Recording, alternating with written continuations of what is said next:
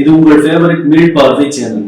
நம்ம சேனல்ல கிரிக்கெட்டை பத்தி பல சுவாரஸ்யமான எபிசோட்ஸ் நிறைய பார்த்தோம். அந்த வரிசையில புதுசா நினைவில் நின்ற வீரர்கள் அப்படிங்கிற எபிசோட இன்னைக்கு ஆரம்பிக்கிறோம்.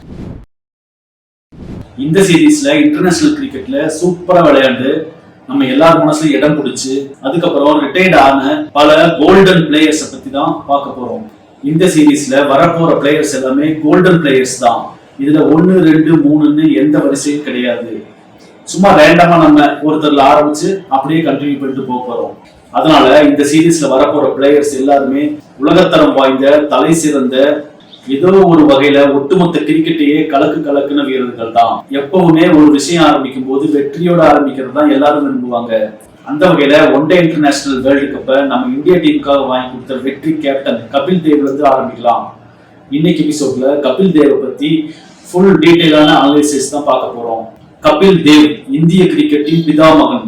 நீங்க 90s கிட்ஸா இருந்தீங்கன்னா உங்க ஞாபகங்கள்ல இன்னும் அலையாடுற ஒரு விளம்பரத்தை மறக்கவே முடியாது. பயங்கர ஆவேசமா ஓடி வந்து பவுலிங் போட்டு Boost is the secret of my energy, Boost is the secret of my energy அப்படின்னு கபில் தேவ் மூச்சிறைக்க வியர்வை வழிய சொல்ற விளம்பரம் தான் அது. கபில் ஆரம்பிச்சு வச்ச அந்த ஸ்லோகன் அதுக்கப்புறம் சச்சின் இப்ப விராட் கோலி வரைக்கும் அதையே தொடர்ந்து சொல்லிக்கிட்டு வர்ற அளவுக்கு வெற்றி பெற்றிருக்குன்னா அதுக்கு முக்கியமான காரணம் கபில் தேவ் அப்படிங்கிற மகத்தான சாதனையாளர் இந்திய கிரிக்கெட்டிற்கு செய்த அற்புதமான பங்களிப்பு தான். 1970s காலகட்டம் வரைக்கும் இந்தியா ஜெயிச்ச மேட்ச் எல்லாமே ஒண்ணு நம்ம ஸ்பின் போலிங் பலத்தினால இருக்கும், இல்லைன்னா நம்ம பேட்டிங் லைனப்னால ஜெயிச்சதா மட்டுமே இருந்துட்டு இருந்தது.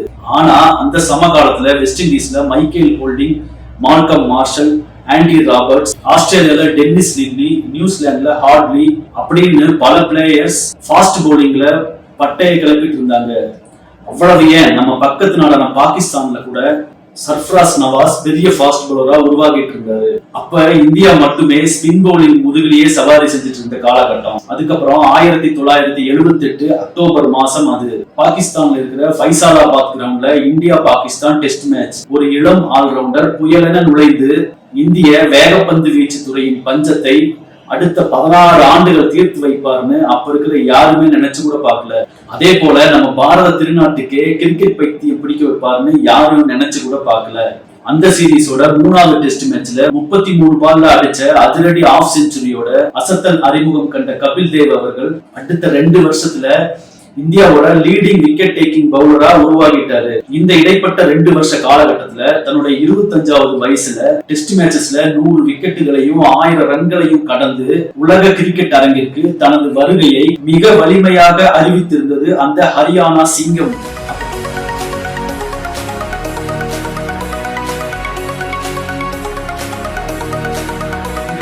அதற்கப்புறம் நடந்த ஆஸ்திரேலியாவுடனான சீரீஸ்ல அவருடைய பவுலிங் ஸ்கில் விஸ்வரூபை எடுத்து நின்னதுனே சொல்லலாம். அது ஒரு 3 மேட்ச் கொண்ட டெஸ்ட் சீரீஸ். அந்த 3 மேட்ச் சீரீஸ்ல சிட்னில நடந்த முதல் டெஸ்ட்ல ஆஸ்திரேலியா ஒரு இன்னிங்ஸ் மற்றும் 4 ரன்கள் வித்தியாசத்துல அபார வெற்றி பெற்று தொடர்ல முன்னிலை வகிச்சது. அடிலைட் கிரவுண்ட்ல நடந்த 2வது டெஸ்ட் டிராவாகி இருந்துச்சு. அதுக்கப்புறம் மெல்போர்ன்ல நடந்த 3வது டெஸ்ட்ல இந்தியா முதல் இன்னிங்ஸ்ல 237 ரன்னுக்கு ஆல் அவுட் ஆகிய ஆசிஸ் கேப்டன் ஆலன் பார்டரோட பிரமாதமான செஞ்சுரி 124 ரன் அடிச்சு டோட்டல் டீம் ஸ்கோர் 419 எடுத்திருந்தாங்க. செகண்ட் இன்னிங்ஸ்ல இந்தியா 324 ரன்னுக்கு ஆல் அவுட் ஆகி ஆஸ்திரேலியாவுக்கு 140 ரன் டார்கெட் பிக்ஸ் பண்ணியிருந்தாங்க. 4th டே எண்ட்ல ஆஸ்திரேலியா 3 விக்கெட்டுக்கு 18 ரன் எடுத்திருந்தாலும் அப்ப இருந்த ஆஸ்திரேலியன் பேட்டிங் லைனப்ஸான Kim Hughes, Bruce Yardley, Allan Border இப்படி பலமான மிடில் ஆர்டர் பேட்ஸ்மேன்ஸ் அடுத்த மிச்ச சொச்ச ரன்னையும் கொஞ்ச நேரத்துல அடிச்சு வெற்றியை தங்கள் வசப்படுத்தி சீரீஸை 2-0 அப்படின்னு முடிக்கிறதுக்கு தான் பிளான் பண்ணிட்டு இருந்தாங்க.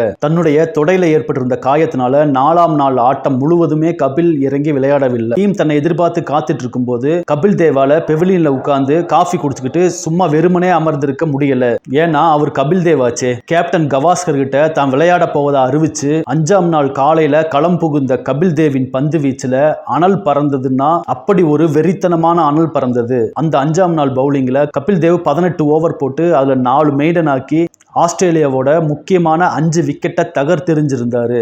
இன்னும் சொல்ல போனா ஆஸ்திரேலியாவோட மிடில் ஆர்டரை கொலாப்ஸ் பண்ணிட்டாருன்னே சொல்லலாம். இப்படி தன்னுடைய பவுலிங்ல கபில் தெரிக்க விட்டதுனால அந்த இன்னிங்ஸ்ல ஆஸ்திரேலியா 83 ரன்னுக்கு ஆல் அவுட் ஆகி இந்தியா 59 ரன் வித்தியாசத்துல மாபெரும் வெற்றி கண்டிருந்தது. அந்த சீரீஸையும் 1-1 டிரா பண்ணியிருந்தாங்க. இப்படி டெஸ்ட் மேட்சஸ்ல தொடர்ந்து பிரகாசிக்க தூங்கிய கபில் ஒன் டே மேட்சஸையும் விட்டு வைக்கல. 1982ல பாகிஸ்தான் உடனான சீரீஸ்ல இந்தியா அடைஞ்ச படுதோல்விக்கு அப்புறம் இந்திய கேப்டன்சி பொறுப்பு கவாஸ்கரிடமிருந்து கபிலுக்கு வழங்கப்பட்டது. அந்த காலகட்டங்களில் Vivian Richards, Desmond Haynes, Gordon Greenidge இப்படி கலங்கடிக்கும் பேட்ஸ்மேன்களையும், மார்ஷல், ஹோல்டிங், ராபர்ட்ஸ் இப்படி படை நடுங்கும் பவுலர்களையும் கொண்டிருந்த கிளைவ் லாய்ட் அவர்களின் தலைமையிலான பெருமைமிகு வெஸ்ட் இண்டீஸ் டீம் கிரிக்கெட் உலகின் முடிசூடா மன்னர்களாக வலம் வந்து கொண்டிருந்தாங்க. அந்த டீம் பேட்ஸ்மேன்கள் சாவடி அடிப்பாங்க, பவுலர்கள் பவுன்சரா போட்டு தாக்கி கொளுத்துவாங்க. அப்படிப்பட்ட வெஸ்ட் இண்டீஸ் டீம் கிரிக்கெட்டை தனிப்பெரும் சர்வாதிகாரத்துடன் ஆண்டு கொண்டிருந்த அந்த காலகட்டத்தில் 1983 ப்ரூடென்ஷியல் வேர்ல்டு கப்ல பங்கேற்க இளம் கேப்டன் கபில் தேவ் தலைமையில இந்தியா டீம் இங்கிலாந்துக்கு பயணமானது. அந்த வேர்ல்டு கப் சீரீஸ்ல லீக் மேட்ச்லாம் ஒரு ஆவரேஜான வெற்றியை பதிவு செஞ்ச இந்தியா டீம் செமிஃபைனலுக்கு உள்ள போகணும்னா அடுத்து இருக்கிற 2 மேட்சையும் வின் பண்ணி ஆகணும் அப்படிங்கிற கட்டாயத்தில் இருந்தாங்க. அப்போ நடந்த அந்த குறிப்பிட்ட மேட்ச் ட்ரெண்ட் பிரிட்ஜ் கிரவுண்ட்ல ஜிம்பாப்வேக்கு ஆப்போசிட்டா அமைஞ்சிருந்தது. டாஸ் ஜெயிச்ச இந்தியா ஃபர்ஸ்ட் பேட்டிங் செலக்ட் பண்ணாங்க. ஓப்பனிங்கே இந்தியாவுக்கு மிகப்பெரிய அதிர்ச்சி காத்துட்டு இருந்துச்சு. தான் சந்திச்ச 2வது பால்லையே டக் அவுட் ஆகி வெளியேறினார் லிட்டில் மாஸ்டர் கவாஸ்கர். அவரை தொடர்ந்து இன்னொரு துவக்க அதிரடி ஆட்டக்காரர் ஸ்ரீகாந்தும் டக் அவுட் ஆகிட்டாரு. அதுக்கப்புறம் நடந்தது எல்லாமே இந்தியாவை எதிர்பாராத இக்கட்ல கொண்டு நிறுத்திருச்சு. அன்றைய ஸ்டார் பேட்ஸ்மேன்களான மொஹிந்தர் அமர்நாத், சந்தீப் பாட்டில், யஷ்பால் சர்மா இவங்கெல்லாம் சிங்கிள் டிஜிட்ல தங்களுடைய விக்கெட்டை பறிகொடுத்து வெளியேற இந்தியா 17 ரன்னுக்கு 5 விக்கெட்டுன்னு தத்தளிச்சிட்டு இருந்தாங்க. கபில் தேவுக்குன்னு ஒரு குணம் இருக்கு. எப்பெல்லாம் இந்தியா டீம் கையறு நிலையில தவித்தபடி அவரை எதிர்பார்த்து காத்துட்டு இருக்கோ அப்பவெல்லாம் அவரு மிக சிறப்பா வெளிப்பட்டிருக்காரு. அதே தான் அன்னைக்கு நடந்த மேட்ச்லயும் செஞ்சாரு.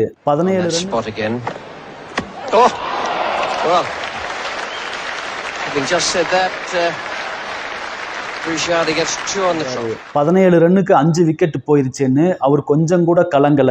இறங்கி தான் ஃபேஸ் பண்ண ஃபர்ஸ்ட் பால்ல இருந்தே தன்னுடைய அதிரடியான பாணிலேயே ஆட்டத்தை தொடர்ந்து ஆடிட்டு இருந்தாரு. ஒரு கட்டத்துல ஸ்கோர் 8 விக்கெட்டுக்கு 140 ரன்னு இருந்த போது கபில் மறுமுனையில 80 ரன்னை தொட்டிருந்தாரு. அப்போ விக்கெட் கீப்பர் கிர்மானி கபிலோட சேர்ந்து பார்ட்னர்ஷிப் அமைச்சதுக்கு அப்புறம் ஆட்டத்துல சூடு பிடிக்க ஆரம்பிச்சது. அதுக்கப்புறம் 100 பால்ல 100 ரன்னை நிறைவு செஞ்ச கபில் அதுக்கப்புறம் ஆடின ஆட்டத்தை சூறாவளி, சுனாமி இப்படி எது கூட வேணா ஒப்பிட்டுக்கலாம்.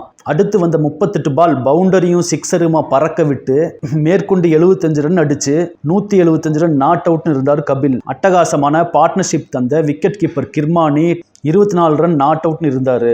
இந்த ஜோடி 9th விக்கெட் பார்ட்னர்ஷிப்புக்கு 126 ரன் அடிச்சு ஒரு அசாதாரணமான உலக சாதனையை பதிவு செஞ்சிருந்தாங்க. அந்த மேட்ச்ல கபிலோட ஆட்டம் தந்த உத்வேகம் மட்டுமே சர்வ பலம் பொருந்திய வெஸ்ட் இண்டீஸ் டீமையே ஃபைனல்ல காலி பண்ணி இந்தியா தனது முதல் உலக கோப்பையை வெல்ல காரணமாக அமைந்தது என்றால் அது சற்றும் மிகையல்ல. கபிலை பொறுத்த வரைக்கும் அவருடைய ஓன் ரெக்கார்ட்ஸை விட இந்திய அணியின் தேவை எதுவோ அதற்காக களமிறங்கி செயல்பட்டதையே முழு அர்ப்பணிப்புடன் அவருடைய கேரியர் எண்டு வரைக்கும் செஞ்சவர் தான் கபில். களத்துல ரொம்ப ஆவேசமானவர், பயங்கர கோவக்காரர். ஒரு தடவை South Africa player Peter Kirsten Kapil ஓடி வந்து பவுலிங் போடுறதுக்கு முன்னாடியே கிரீஸுக்கு வெளியே ரன் ஓட ட்ரை பண்ணாரு. 2 தடவை வார்னிங் கொடுத்த கபில் 3வது தடவை பீட்டர் கிஸ்டன் கிரீஸை விட்டு ரன்னுக்கு ஓட ட்ரை பண்ணும்போது பைல்ஸை தட்டி விட்டு ரன் அவுட் செஞ்சாரு.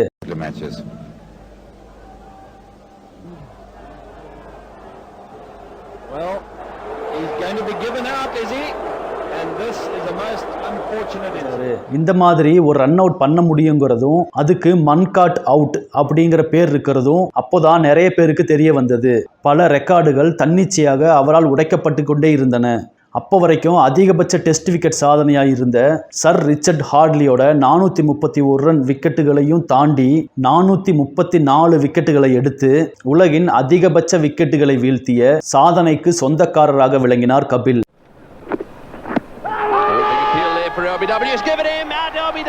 Taylor's not happy. Got quite a long way forward there, but that was an outswinger. Straightening down the line and 400 wickets for Kapil Dev.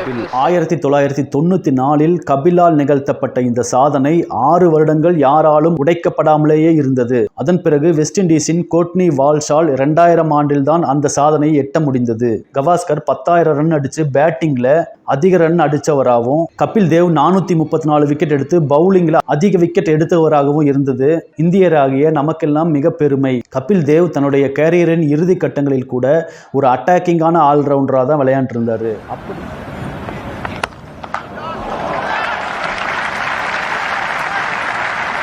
3 to Israel. அப்படி ஒரு குறிப்பிட்ட மேட்சை சொல்லி ஆகணும். இங்கிலாந்து டீமுக்கு எதிராக லார்ட்ஸ் கிரவுண்டில் நடந்த டெஸ்ட் மேட்ச் தான் அது. அந்த மேட்ச்சில் இங்கிலாந்து அடிச்சிருந்த மிகப்பெரிய ஸ்கோரான 653 ரன்னை துரத்தி இந்தியா 9 விக்கெட்டை பறிகொடுத்து தடுமாறிக்கிட்டு இருந்த சமயத்தில் கபிலும் நரேந்திர ஹிர்வானியும் களத்தில் ஆடிக்கிட்டு இருந்தாங்க.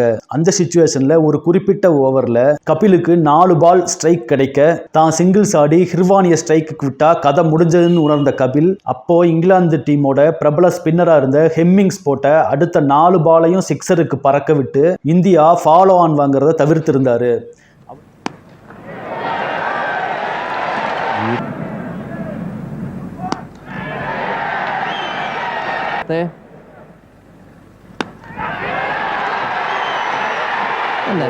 அவர் எதிர்பார்த்தபடியே அடுத்த ஓவரில் ஹிர்வானிக்கு ஸ்ட்ரைக் கொடுக்க அவர் போல்ட் ஆகி அந்த இன்னிங்ஸில் இந்திய டீம் ஆட்டம் முடிவுக்கு வந்துச்சு. இந்த சிச்சுவேஷனை கமெண்ட்ரி பாக்ஸ்ல இருந்து பார்த்துக்கிட்டு இருந்த கவாஸ்கர் சொன்னது தான் கபில் தேவோட மொத்த கிரிக்கெட் வாழ்க்கைக்குமான அழகான முத்தாய்ப்பு. அவர் சொன்னது இதுதான், only Kapil Dev could have done that. Only Kapil Dev. தமிழ்ல சொல்லணும்னா கபில் தேவால் மட்டுமே இதை செய்திருக்க முடியும், கபில் ஒருவரால் மட்டுமே அப்படிங்கிற அர்த்தத்துல தான் அவர் பேசினாரு. கபிலோட ஒட்டுமொத்த கேரியருக்கும் இந்த ஒருவரி விமர்சனம் ரொம்ப ஆப்டா ரொம்ப அழகா அமைஞ்சிருந்தது. கபில் தேவ் தன்னுடைய கேரியரின் துவக்கத்திலேயே ரோமி பாட்டியாவை மனம் முடித்து கொண்டார். நீண்டகால காத்திருப்புக்கு பின்னாடி தன்னுடைய ரிட்டையர்மெண்ட்டை அறிவிச்ச கபில் அதற்கு பிறகு 1996 அழகான பெண் குழந்தையை பெற்றெடுத்தனர் கபில் ரோமி பாட்டில் தம்பதியினர். கபில் தேவோட பவுலிங் ஸ்டாட்ஸ் பார்த்தீங்கன்னா 131 மேட்ச்ல 434 விக்கெட்டுகள், 29 ஆவரேஜ்ல 2.7 எக்கனாமி ரேட்ல எடுத்து கொடுத்திருக்காரு. அவருடைய பெஸ்ட் பவுலிங் ஃபிகர்ஸ் ஒரு இன்னிங்ஸ்ல 83 ரன்களுக்கு 9 விக்கெட்டுகள், ஒரு இன்னிங்ஸ்ல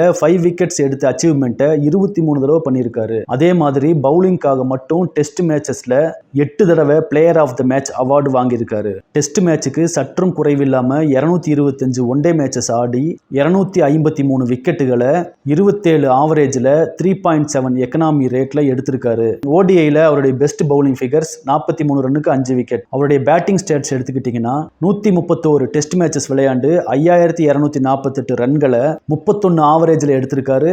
அதோட 8 ஹண்ட்ரட்ஸும் 27 ஹாஃப் செஞ்சுரியும் அடிச்சிருக்காரு. அவருடைய ஹையஸ்ட் ஸ்கோர் 163.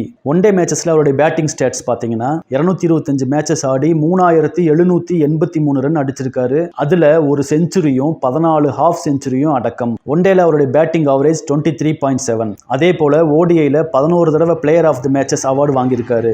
ஓகே வியூவர்ஸ், நினைவில் நின்ற வீரர்கள் எபிசோட்ல இன்னொரு வேர்ல்டு கிளாஸ் பிளேயரோட சுவாரஸ்யமான தகவல்களோட உங்களை சந்திக்கிறேன். பை.